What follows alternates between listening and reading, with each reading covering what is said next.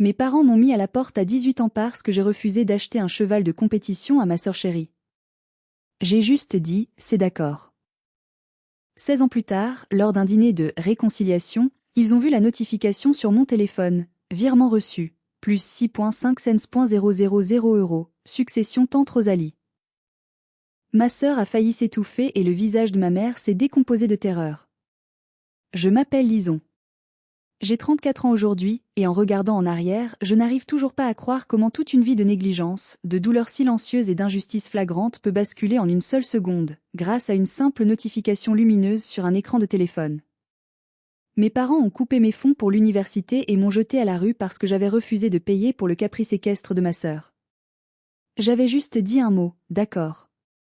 16 ans plus tard, ma sœur Félicie ricanait encore lors d'un dîner de famille, celui que mes parents avaient organisé pour soi-disant se réconcilier, jusqu'à ce qu'elle jette un coup d'œil à mon téléphone posé sur la table. La notification de la banque s'est affichée, brutale et inéluctable. 6,5 millions d'euros transférés sur mon compte depuis la succession de ma tante Rosalie. Elle est devenue livide, s'est penchée vers moi et a murmuré avec un mélange d'effroi et de convoitise. « Dis-moi que tu n'as pas gardé ça pour toi. » Mon père a lâché sa fourchette dans un bruit de cliquetis métallique qui a résonné dans tout le restaurant comme un coup de tonnerre. Le sourire de ma mère s'est figé, transformant son visage aimable en un masque de terreur pure. Croyez-moi, la façon dont ils ont réagi quand ils ont réalisé que cet argent était le mien, et uniquement le mien, a tout changé. Avant de vous raconter comment leur monde s'est effondré ce soir-là et comment j'ai savouré chaque seconde de cette justice divine, je suis très curieuse de savoir d'où vous écoutez cette histoire incroyable. Est-ce que vous êtes en France, au Canada, en Belgique, ou peut-être ailleurs dans le monde? Et quelle heure est-il chez vous en ce moment? Dites-le moi dans les commentaires, j'adore voir à quel point notre communauté est internationale et solidaire face à ces histoires de famille. Tout a commencé dans ce restaurant huppé de Limoges, le Pont Saint-Étienne.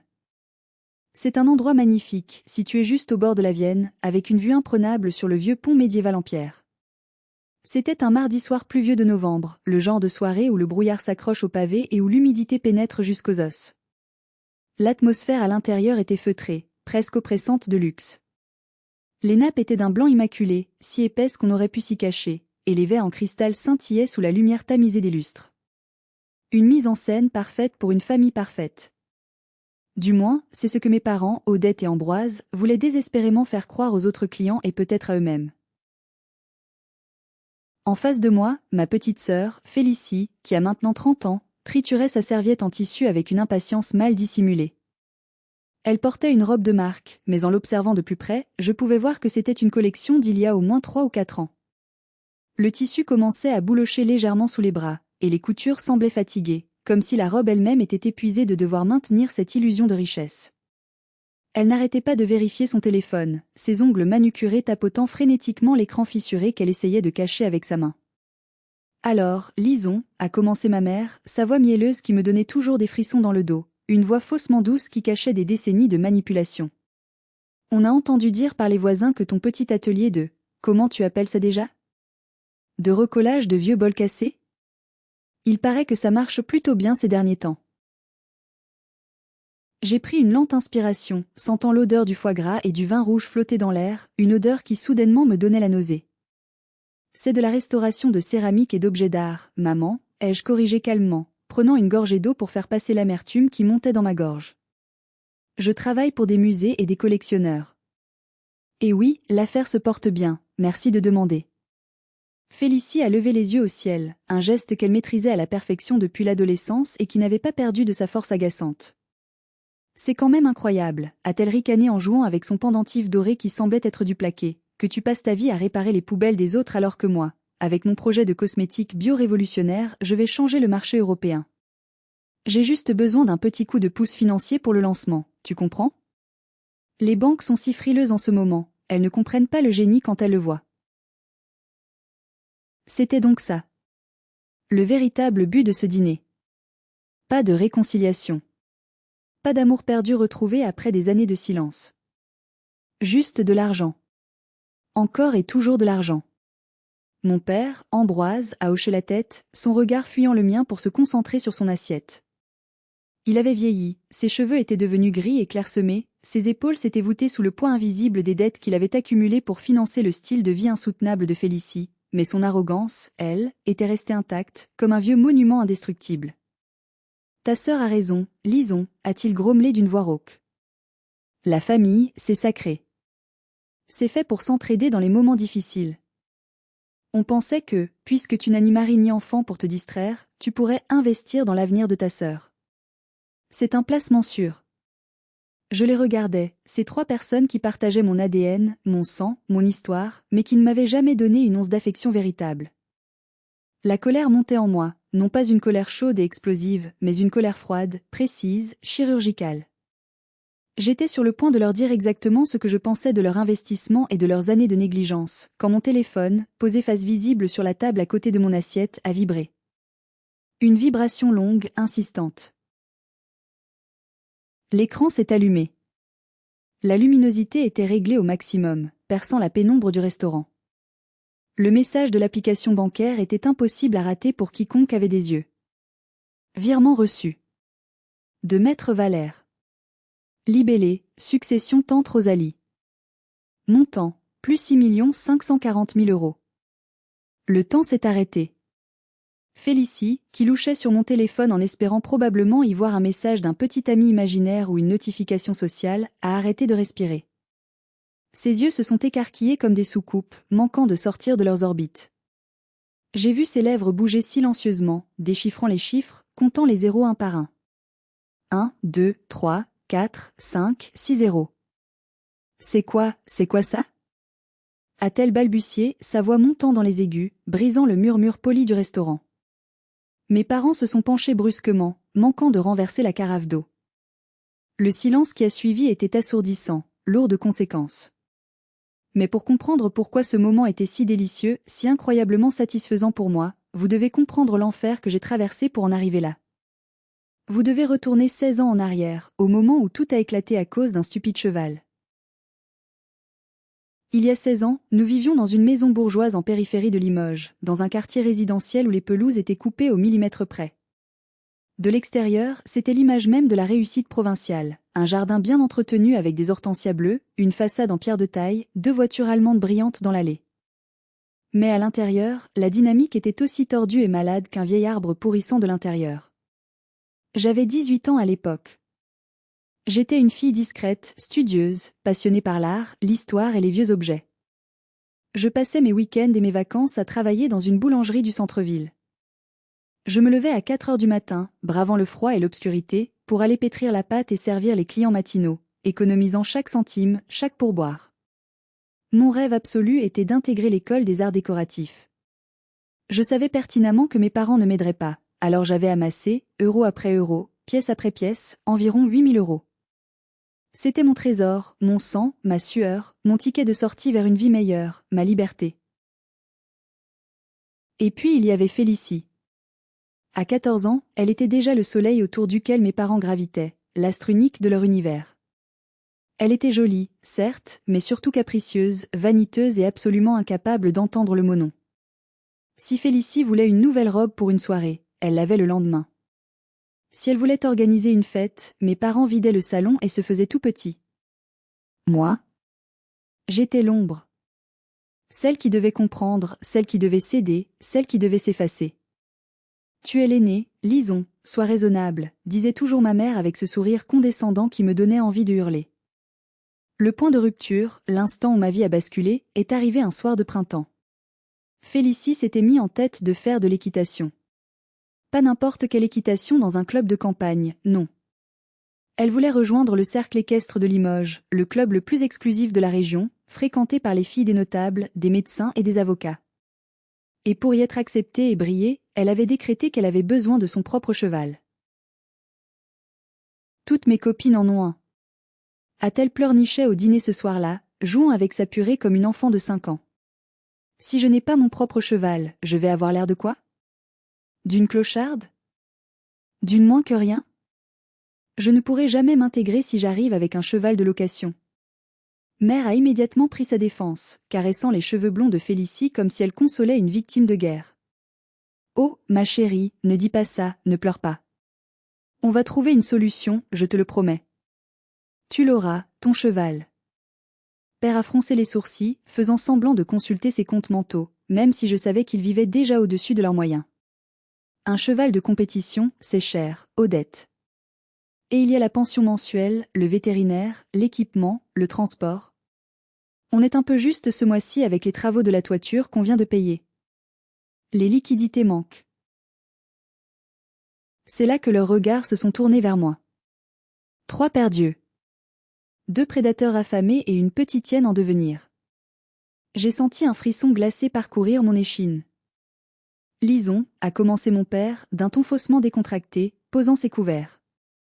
Tu as bien mis de côté de l'argent avec ton petit boulot à la boulangerie, n'est-ce pas? Depuis le temps que tu y travailles. Combien as-tu exactement?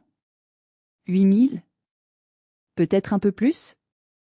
J'ai senti mon estomac se nouer, une boule de plomb se formant au creux de mon ventre. C'est pour mon école, papa. Pour mon logement l'année prochaine à Paris. Pour mes frais d'inscription, mon matériel de dessin. C'est mon avenir. Ton école, a ricané ma mère, un son méprisant et cruel. Ces études d'art, franchement, lisons, c'est une perte de temps. Tu finiras chômeuse ou professeur de dessin dans un collège de banlieue. Alors que Félicie, le réseau qu'elle va se faire dans ce club équestre, c'est crucial pour son avenir. Elle va rencontrer des gens importants. C'est un investissement pour l'avenir de toute la famille. On ne te demande pas de donner l'argent définitivement, a ajouté mon père, voyant ma résistance et mon visage se fermer. Juste de l'avancer. On te remboursera, plus tard. Quand les affaires reprendront, quand on aura vendu le terrain de grand-père. C'est un prêt familial. Je savais pertinemment ce que plus tard voulait dire dans la bouche de mon père. Ça voulait dire jamais. Ils avaient déjà emprunté tout l'argent que j'avais reçu pour ma communion pour payer le voyage scolaire de Félicie en Italie 2 ans plus tôt. Je ne l'avais jamais revu, pas un centime. Non, ai-je dit. Ma voix tremblait légèrement, mais le mot était clair, net, sans équivoque. Félicie a explosé. Elle a jeté son assiette par terre dans un geste théâtral, la porcelaine se brisant en 1000 morceaux sur le carrelage, une ironie tragique que je n'apprécierais à sa juste valeur que des années plus tard en devenant restauratrice. Elle est égoïste. Elle veut gâcher ma vie. Elle est jalouse parce que je suis populaire et pas elle. Maman, fais quelque chose. Elle me déteste. Ma mère s'est levée, le visage rouge de colère, ses mains tremblant sur la nappe. Tu vas présenter tes excuses à ta sœur immédiatement, lisons. Tu es méchante et calculatrice. Et tu vas nous faire ce chèque ce soir même. Sinon. Sinon quoi? Ai-je demandé, sentant une froideur absolue envahir mes veines, remplaçant la peur par une détermination nouvelle. Sinon, tu ne fais plus partie de cette famille. On ne nourrit pas les ingrats ici. Si tu ne contribues pas au bonheur de ta sœur, tu n'as rien à faire sous ce toit. La menace flottait dans l'air, lourde, toxique et définitive.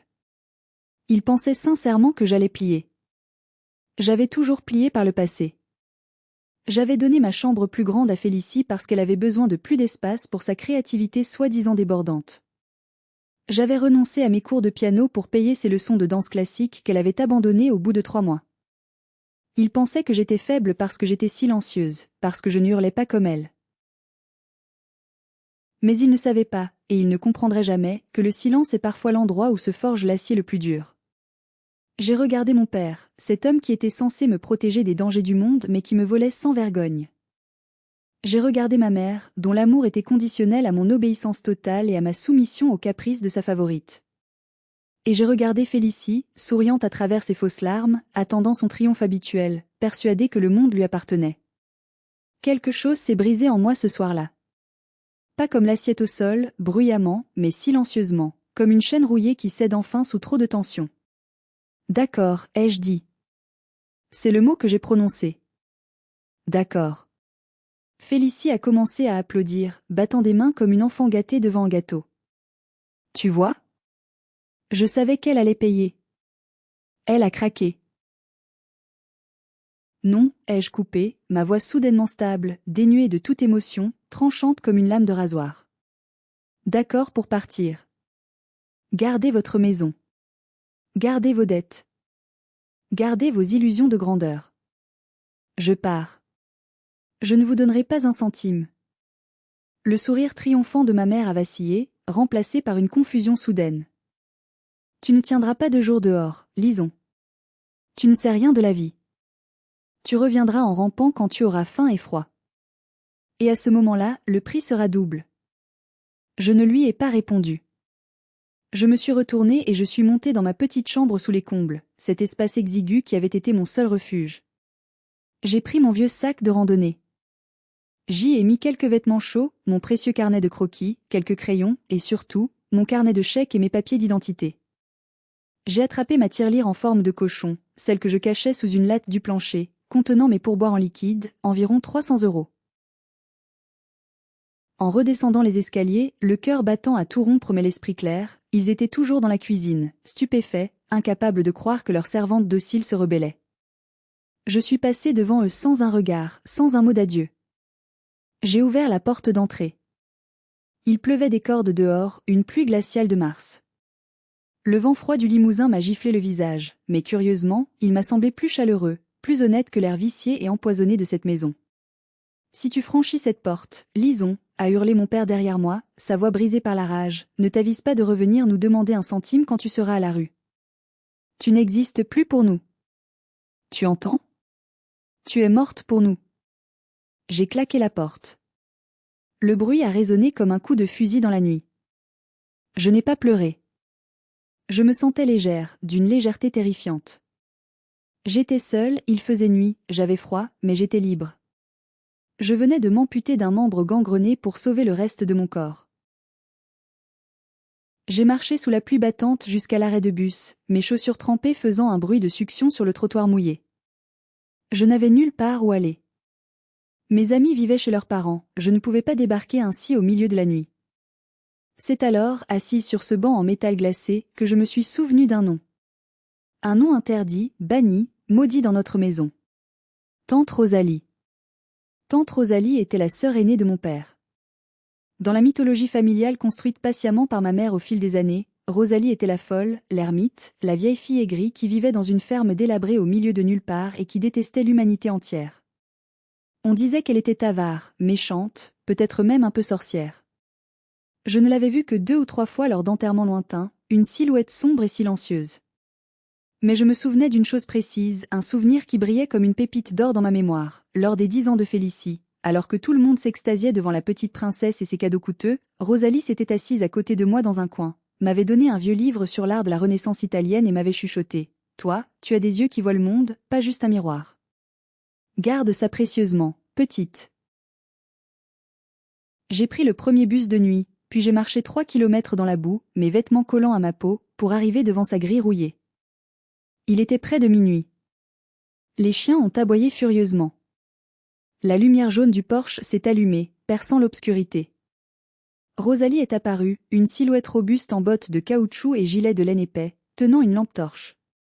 Elle avait 60 ans à l'époque, le visage marqué par le soleil et le vent, des mains de travailleuse. Elle m'a vue, tremblante sous la pluie, les cheveux plaqués sur le visage, mon sac de randonnée sur le dos. Elle n'a pas posé de questions stupides. Elle n'a pas demandé pourquoi j'étais là. Elle a juste ouvert la grille avec un grincement métallique. « Entre », a-t-elle dit de sa voix rocailleuse, une voix qui sentait le tabac et la terre. « La soupe est encore chaude. Et sèche tes bottes avant de marcher sur le tapis. » Cette nuit-là, assise dans sa cuisine remplie d'odeurs de thym, de bois brûlé et de cire d'abeille, je lui ai tout raconté. Le cheval. L'ultimatum. Le chantage affectif. Le départ. Je m'attendais à ce qu'elle me plaigne, qu'elle me dise que c'était triste. Au lieu de ça, elle a souri. Un sourire féroce, presque sauvage, qui a illuminé son visage sévère. « Bravo, ma fille », a-t-elle dit en me versant une tisane brûlante. Ambroise et Odette sont des sangsues. Ils t'auraient asséché jusqu'à la moelle, ils t'auraient vidé de ton âme pour remplir le vide de la leur. Tu as sauvé ta peau. Tu as eu le courage que je n'ai jamais eu à ton âge.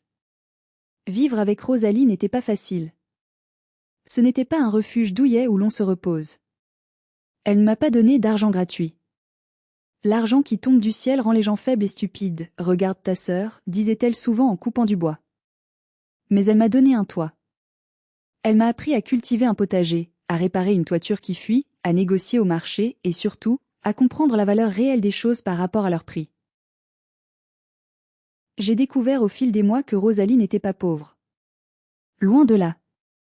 Elle vivait simplement, par choix, mais elle passait ses matinées à lire Les Échos et le Figaro Économie, et à passer des ordres de bourse sur un vieil ordinateur poussiéreux connecté à un modem bruyant. L'apparence, c'est pour les idiots, lisons, me répétait-elle. La vraie richesse, c'est la liberté. C'est la capacité de dire merde à tout le monde sans avoir peur de ne pas manger le lendemain. Grâce à elle, j'ai pu continuer mes études. Elle m'a prêté l'argent pour mon inscription, que j'ai remboursé mois après mois en travaillant. J'ai travaillé dur, cumulant les jobs d'étudiante et les cours, dormant peu. Mais chaque soir, en rentrant à la ferme, je me sentais chez moi. Rosalie est devenue la mère que je n'avais jamais eue, une mère dure mais juste, aimante à sa manière silencieuse. Les 10 années qui ont suivi ont filé comme un éclair, un tourbillon de travail et d'apprentissage. J'ai obtenu mon diplôme avec les félicitations du jury. J'ai choisi une spécialisation rare et exigeante, une niche où peu osent s'aventurer, la restauration de céramiques anciennes. C'est un métier de patience infinie, de précision chirurgicale, de silence. Il faut prendre quelque chose de brisé, que tout le monde considère comme perdu, et lui redonner sa beauté et sa fonction, non pas en cachant les fissures, mais en les acceptant, en les intégrant à l'histoire de l'objet. Les Japonais appellent ça le kintsugi, l'art de réparer avec de l'or. C'était la métaphore parfaite de ma propre vie. J'étais brisée, mais je me reconstruisais avec de l'or pur. J'ai ouvert mon atelier, l'atelier Lison, dans une petite rue pavée du centre historique de Limoges. Au début, c'était dur, les clients étaient rares. Mais ma réputation de sérieux, d'honnêteté et de talent a grandi bouche à oreille. Les musées régionaux, les collectionneurs privés, les antiquaires parisiens ont commencé à me confier des pièces inestimables, des vases Ming, des porcelaines de Sèvres. Je gagnais bien ma vie, très bien même, mais je vivais simplement, investissant mes profits dans mon matériel et épargnant scrupuleusement, comme Rosalie me l'avait appris. Pendant ce temps, j'entendais des échos de ma famille par le biais des rumeurs locales, car Limoges reste une petite ville où tout se sait. C'était pathétique et prévisible. Le fameux cheval de Félicie? Il avait été vendu 1 an seulement après l'achat, à perte bien sûr. Félicie s'était lassée de se lever tôt le dimanche matin pour aller à l'écurie, trouvant que ça sentait trop fort et que c'était trop fatigant. Elle avait ensuite abandonné 3 cursus universitaires différents, droit, psychologie, communication. Elle se présentait désormais comme influenceuse lifestyle sur Instagram, postant des photos d'elle dans des vêtements de luxe qu'elle achetait avec la carte de crédit de nos parents, portait une fois pour la photo, et retournait au magasin le lendemain en prétextant un défaut. Sa vie était une coquille vide, brillante à l'extérieur, creuse à l'intérieur. Mes parents s'étaient endettés jusqu'au cou pour maintenir cette façade de richesse qui s'effritait. Ils avaient hypothéqué la maison une seconde fois. Ils roulaient dans des voitures en leasing qu'ils ne pouvaient plus se permettre. Ils étaient devenus l'ombre d'eux-mêmes, aigris, blâmant la crise économique, le gouvernement, les impôts ou la malchance pour leurs échecs. Jamais eux-mêmes. Jamais Félicie. Je n'avais aucun contact avec eux. Silence radio total. Jusqu'au jour où tante Rosalie est tombée malade. Un cancer foudroyant qui ne lui a laissé aucune chance. Je l'ai veillée jour et nuit pendant ces dernières semaines. Elle est partie paisiblement, dans son lit à la ferme, en tenant ma main dans la sienne, rugueuse et chaude. Ne laisse pas les vautours manger ta part, Lison, furent ses derniers mots, un murmure rauque mais impératif. Ils viendront. Sois prête. L'enterrement fut un moment de révélation absolue sur la nature humaine. Mes parents et Félicie sont venus à l'enterrement. Non pas pour pleurer Rosalie, qui n'avait pas vu depuis 20 ans, mais pour flairer l'héritage comme des chiens de chasse. Je les ai vus arriver dans leur voiture noire, mal garée devant le petit cimetière de campagne, écrasant les fleurs du bas-côté. Mère portait un chapeau noir ridicule, bien trop grand et théâtral, comme si elle jouait dans un mauvais feuilleton télévisé. Félicie, cachée derrière des lunettes de soleil énormes bien qu'il pleuve, pianotait sur son téléphone pendant toute la cérémonie, soupirant d'ennui. Ils m'ont ignoré royalement. Pas un bonjour, pas un regard de compassion, pas un signe de tête. J'étais transparente, inexistante à leurs yeux. Après la mise en terre, alors que la terre était encore fraîche, mon père a tenté d'approcher le notaire, maître Valère, un vieil ami fidèle de Rosalie qui connaissait toute l'histoire. Maître, a dit mon père d'une voix forte pour que tout le monde entende, tentant d'imposer son autorité, en tant que seul frère de la défunte, je suppose qu'il y a des formalités rapides pour la ferme. On pensait la raser rapidement pour vendre le terrain à un promoteur. C'est un bon emplacement.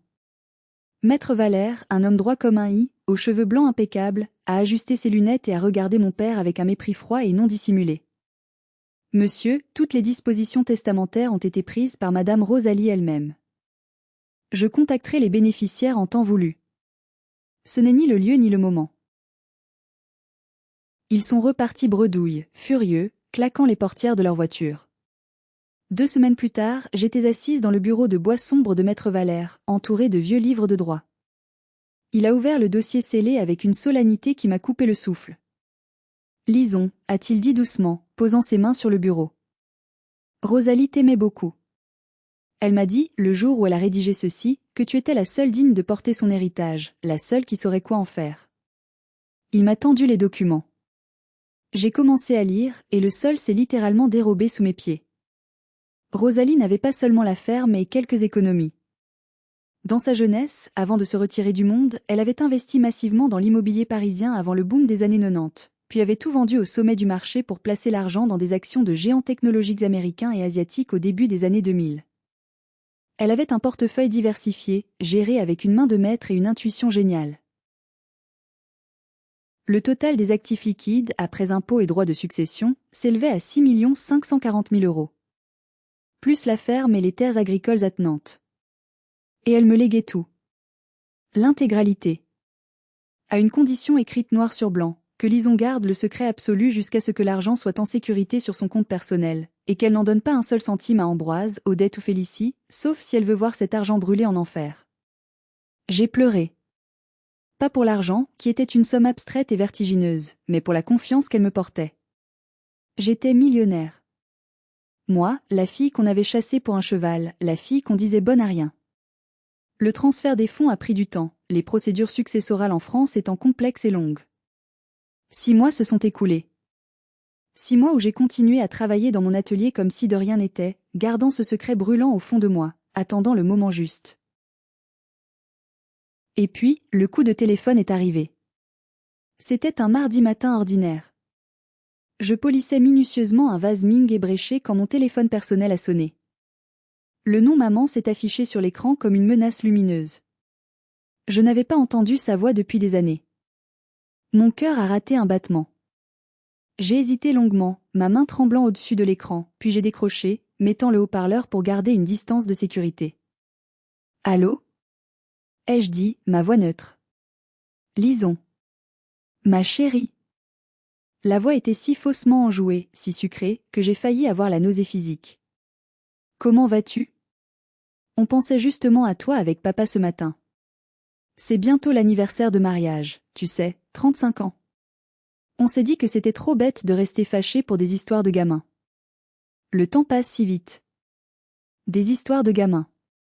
Me mettre à la rue à 18 ans, sans ressources, en pleine nuit, était donc une simple histoire de gamin à ses yeux. La réécriture de l'histoire était leur spécialité. Qu'est-ce que tu veux vraiment, maman ? Ai-je demandé froidement, sans laisser de prise à son jeu. Oh, toujours aussi direct, toujours aussi dur. On veut juste te voir, te serrer dans nos bras. Un dîner, au pont Saint-Étienne. Ce soir. C'est nous qui invitons, bien sûr. Allez, fais un effort pour ta vieille mère. Félicie sera là, elle meurt d'envie de te revoir et de te parler de ses projets.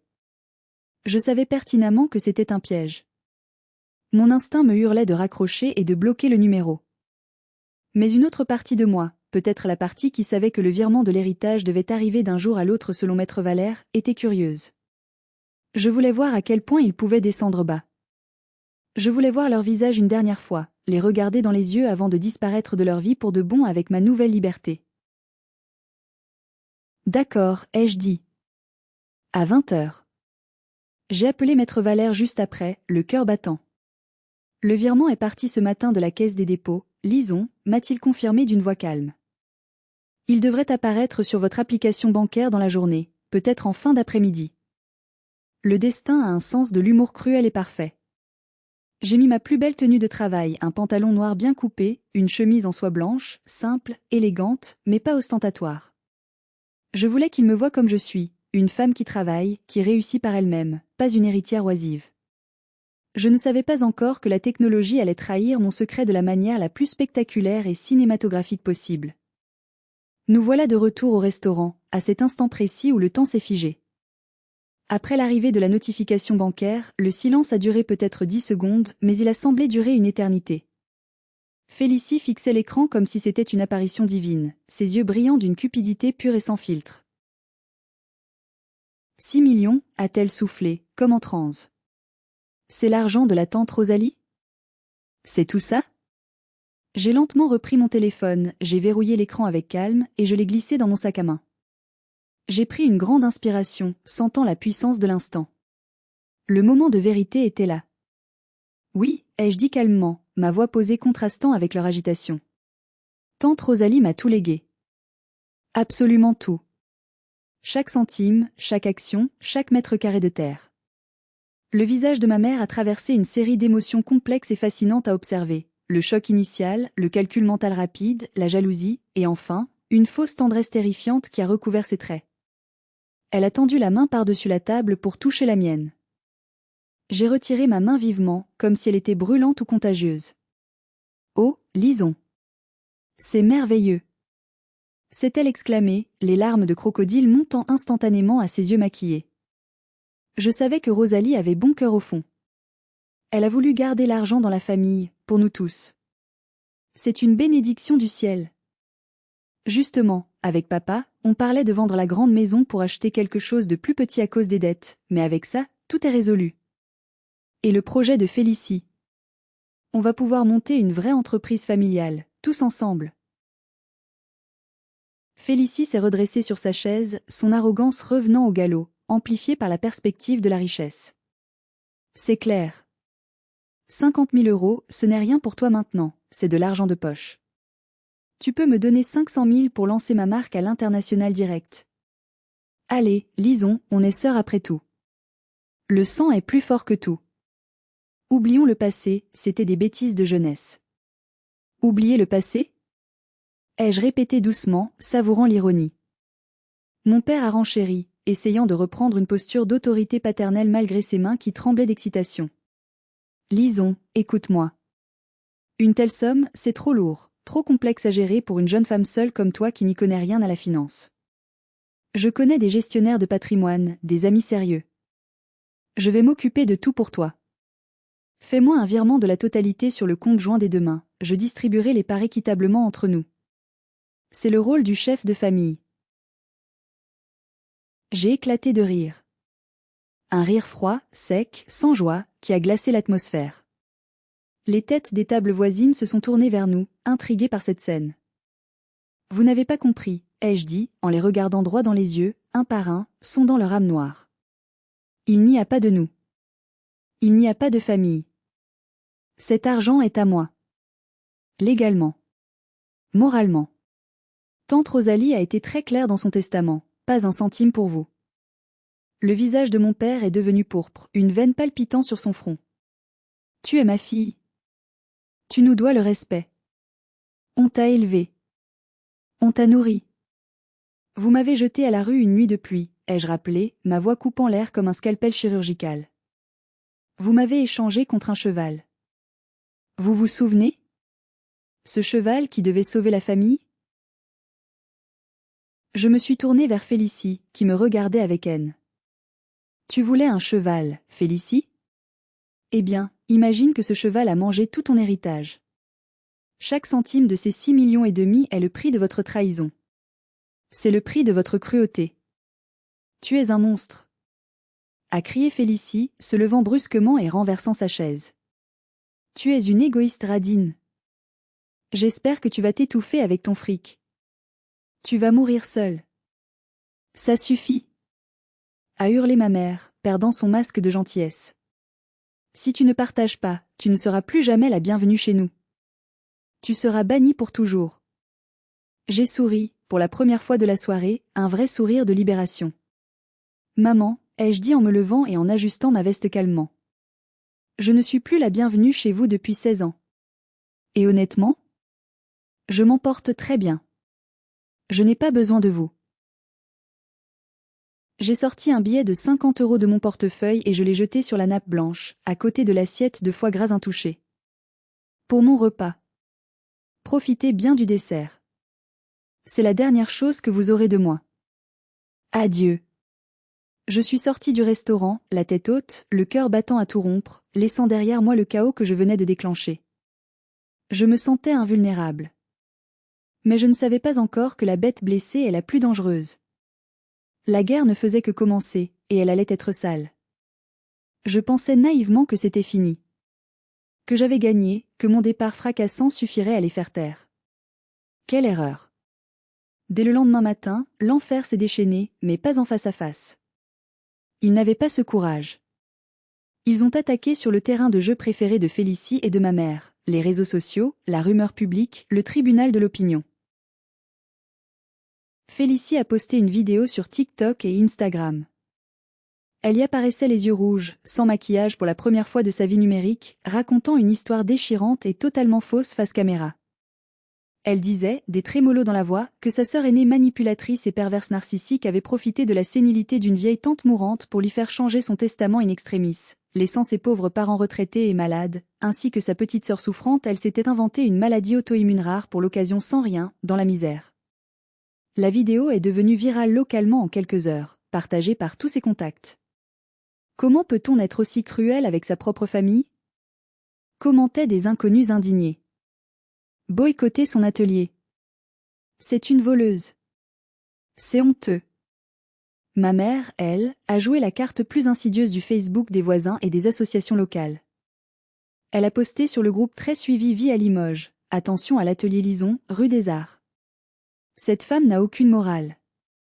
Elle a détourné l'argent destiné aux soins palliatifs de sa tante. Ne lui confiez pas vos objets de valeur, elle est capable de tout. Une mère dévastée. Les conséquences ont été immédiates et violentes. Le lendemain matin, en arrivant à mon atelier, j'ai trouvé la vitrine taguée en rouge sang, voleuse d'héritage. Mon téléphone professionnel ne cessait de sonner pour des insultes anonymes, des menaces. Pire encore, vers 10 heures, le conservateur du musée des Beaux-Arts, un client fidèle et respecté, m'a appelé, la voix gênée. « Lison, je suis désolé, a-t-il dit. Avec cette publicité négative et ces rumeurs, le conseil d'administration est inquiet pour l'image du musée. Nous devons suspendre notre contrat de restauration du vase Sèvres. Temporairement, j'espère. J'étais dévastée. Je me suis effondrée sur le sol de mon atelier, au milieu de mes outils. Je ne pleurais pas pour l'argent, mais pour ma réputation, mon honneur. C'était la seule chose que j'avais bâtie de mes propres mains, sans l'aide de personne, pierre après pierre. Ils essayaient de me détruire, non pas seulement parce qu'ils avaient besoin d'argent, mais parce qu'ils ne supportaient pas que je leur échappe, que je réussisse sans eux. Ils voulaient me briser pour me forcer à revenir ramper. Je suis restée enfermée dans mon atelier pendant 2 jours, les volets clos, dans le noir, écoutant les messages de haine s'accumuler. J'ai failli craquer. J'ai failli leur faire un chèque pour qu'ils arrêtent, pour avoir la paix. C'est là que mon regard s'est posé sur la photo de tante Rosalie, encadrée sur mon bureau. Son regard sévère et droit semblait me transpercer et me dire « Si tu plies maintenant, Lison, tout ce que j'ai fait, tout ce que tu as fait, n'aura servi à rien. Batte-toi. Montre-leur qui tu es. » J'ai essuyé mes larmes. J'ai pris une grande inspiration. J'ai appelé Maître Valère. « Maître, ai-je dit d'une voix qui ne tremblait plus. Ils veulent la guerre? Ils veulent jouer sale? Ils vont l'avoir. Mais sur mon terrain. Le terrain légal. Préparez les dossiers. » Maître Valère était un requin déguisé en grand-père bienveillant. Quand je suis arrivée dans son bureau et que je lui ai montré les captures d'écran imprimées, les vidéos sauvegardées, et les photos de la peinture rouge sur ma vitrine, il n'a pas été choqué. Il a juste souri froidement, un sourire de prédateur qui a senti l'odeur du sang. Diffamation publique, harcèlement moral, dénonciation calomnieuse, atteinte à la réputation commerciale et préjudice financier, a-t-il énuméré en comptant sur ses doigts. C'est un dossier en or massif, lisons. Et nous avons une arme secrète que vous ne soupçonnez pas. Laquelle? Ai-je demandé, surprise. La stupidité et l'arrogance de votre sœur. Il s'avère que Félicie, dans son arrogance habituelle et son besoin de se vanter, avait envoyé des messages vocaux à une ex-meilleure amie qu'elle avait trahie par le passé. Félicie se vantait de son plan machiavélique. On va la faire craquer, cette salope.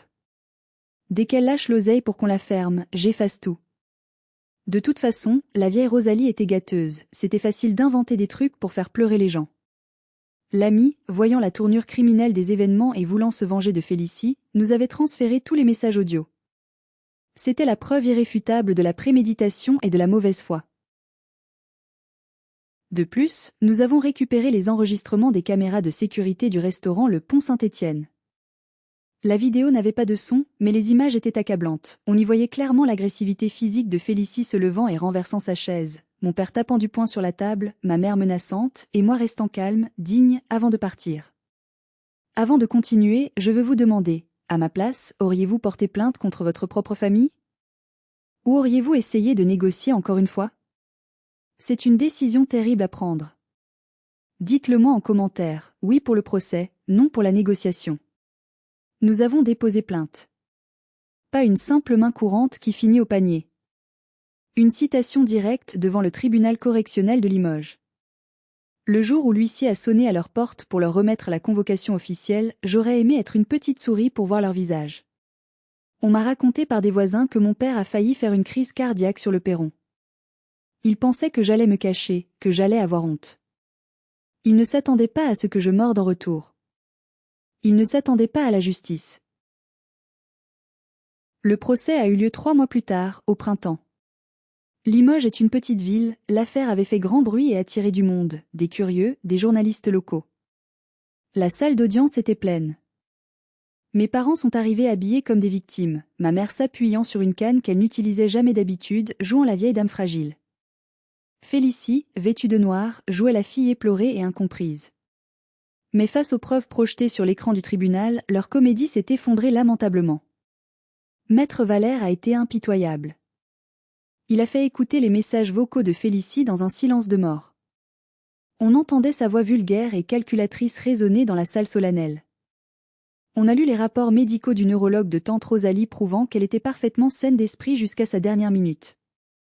Le moment le plus fort, celui qui restera gravé dans ma mémoire, a été quand mon avocat a demandé à Félicie à la barre. Mademoiselle, vous prétendez que votre sœur a volé l'héritage.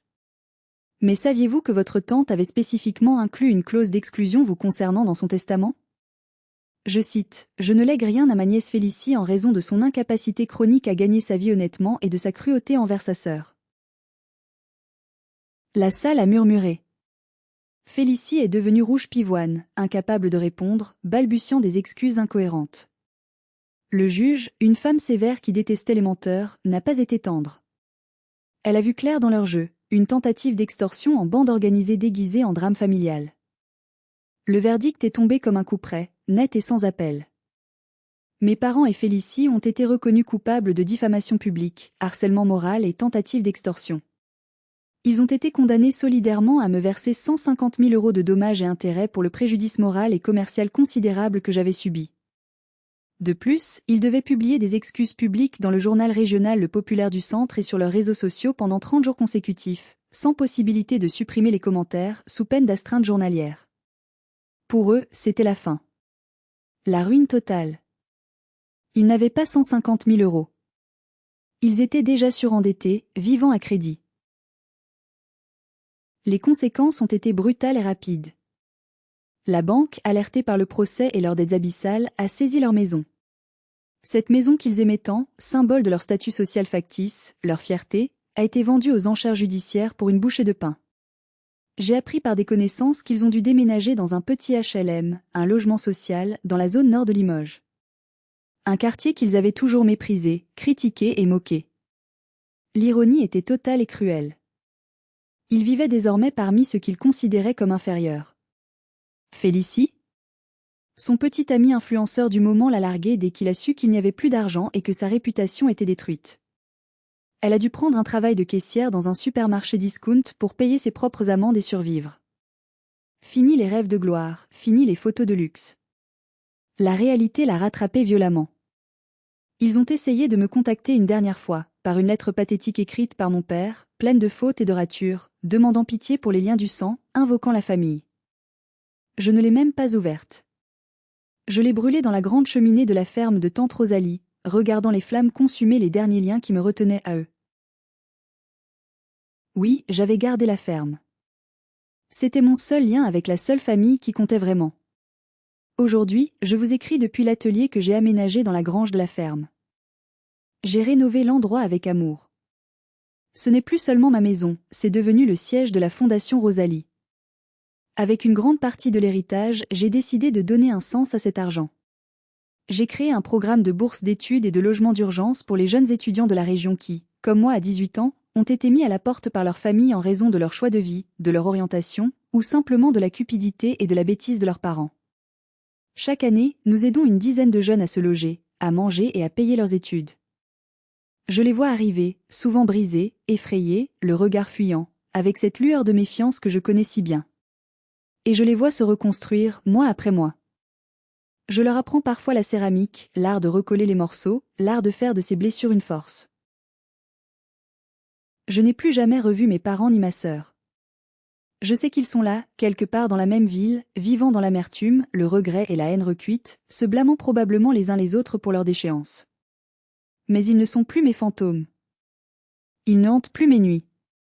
Ils sont juste des étrangers avec qui je partageais un passé lointain et douloureux. Le vase brisé de ma vie a été réparé. Les cicatrices sont là, visibles, dorées à leur fin, brillantes et fières. Elles racontent mon histoire, mon combat, ma victoire, mais elles ne me font plus mal. Je suis Lison. Je suis céramiste. Je suis libre.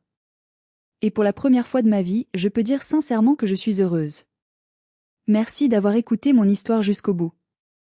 C'était difficile de tout revivre, de rouvrir ces vieilles plaies pour les mettre en mots, mais si mon témoignage peut aider ne serait-ce qu'une seule personne à se sentir moins seule face à une famille toxique, alors ça en valait la peine. La leçon que je veux que vous reteniez, c'est que le sang ne fait pas la famille. L'amour, le respect, la loyauté et le soutien font la famille. Ne laissez personne, jamais, vous faire croire que vous leur devez votre vie et votre bonheur simplement parce qu'ils vous ont donné la naissance. Vous ne leur devez rien s'ils ne vous donnent rien en retour.